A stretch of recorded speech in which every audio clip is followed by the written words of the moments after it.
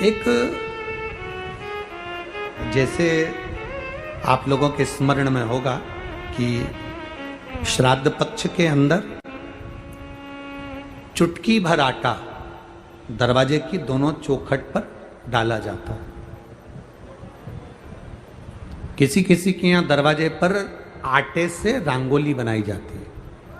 कहीं देखिए आप लोगों ने कि नहीं देखी? स्मरण में होगा किसी के, दरवाजे पर आटा डाला जाता है।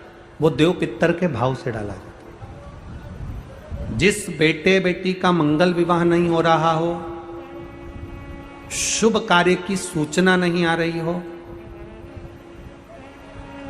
बहुत दिनों से एक फाइल कहीं लगी हुई है, अटकी हुई है, नहीं काम हो रहा, हम उनसे कहेंगे ये जो 16 दिन श्राद्ध के हैं, जितने दिन निकल गए, जितने दिन बचे हैं उन दिन में आपके दरवाजे के बाहर एक चुटकी घर से आटा लाकर चौखट के इस ओर चौखट के उस ओर दोनों जगह चुटकी भर आटे को डालना प्रारंभ करो।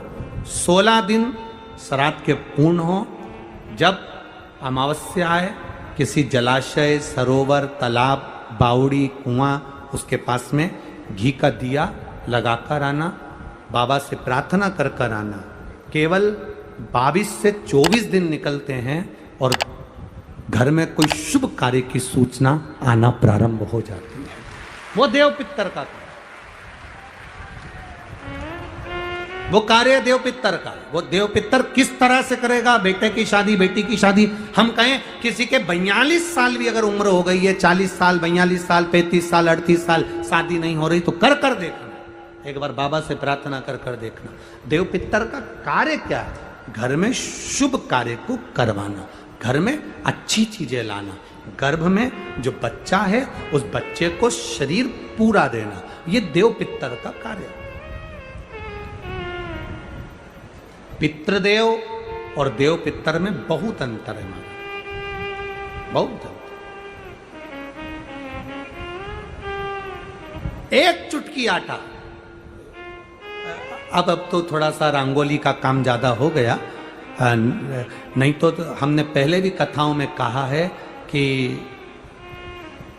3 जगह पर आटे की रंगोली काम करती है, जिसका फल 1000 गुना होता है। 3 जगह पर आटे की रंगोली काम करती है, हमने पहले भी कहा।